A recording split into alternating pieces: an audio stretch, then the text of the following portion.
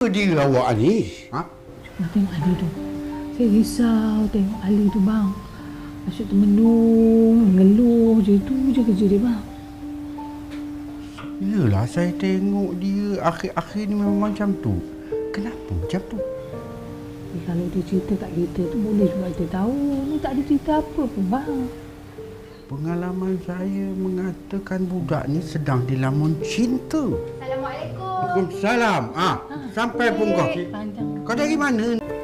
Zara okey ke ni? Saya okey je. Abah tahu Zara tak okey. Cuba pandang Abah.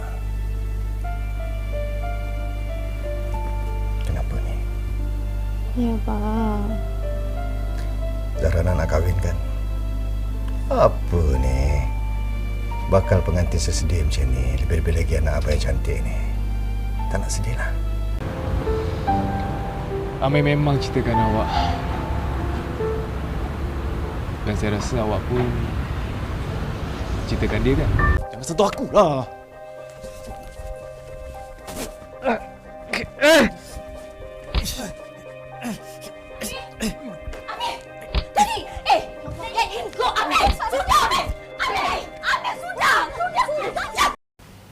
Awak nak pergi mana? Saya nak balik. Saya dah bagi tahu Puan Sri dah. Tak ada keperluan dah untuk saya tinggal sini lagi, Ali. Lagipun saya rasa saya tak boleh.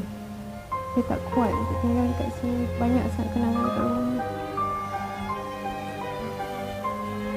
Ali, nanti kalau semua dah okey, awak jangan lupa jemput saya ya. Untuk majlis kahwin awak. Inikah penghujungnya, kesudahan semua, dan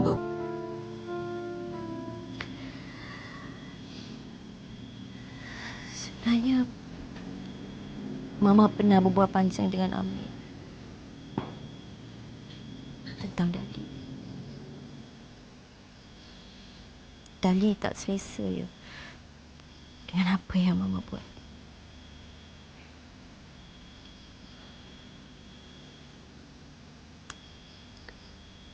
Amir banyak kali nasihatkan Mama. Tapi Mama tak pernah nak dengar apa cakap dia. Sebab Mama rasa apa yang Mama buat betul. Tapi bila Mama fikir apa yang Amir cakap semua ini betul.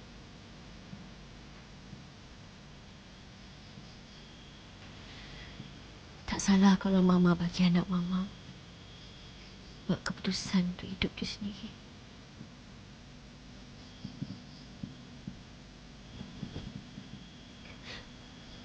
Dali dah dewasa. Dah besar.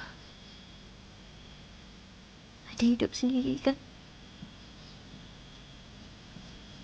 Jadi Dali boleh buat keputusan Dali. Mama tak kisah pun. Cuma Mama minta tolong jangan tinggalkan Mama. Kiranya Dali tak payah kahwin dengan Zizi kan?